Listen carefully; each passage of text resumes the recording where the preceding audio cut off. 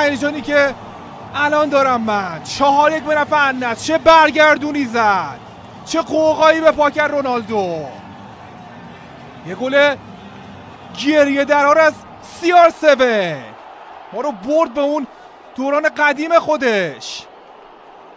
4-1 به نفع النصر. دیگه اون خامه روی کیک رو کاملا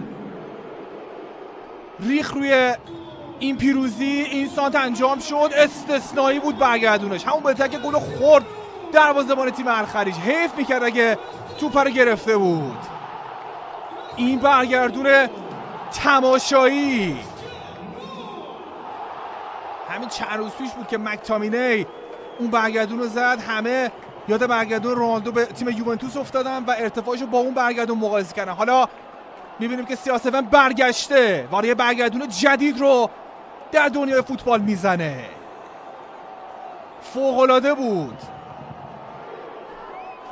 یه برتری کامل برای تیم النصر با این برگردون رقم میخوره. هواداران در ورزشگاه رونالدو رو به شکل ایستندی تشویق میکنن.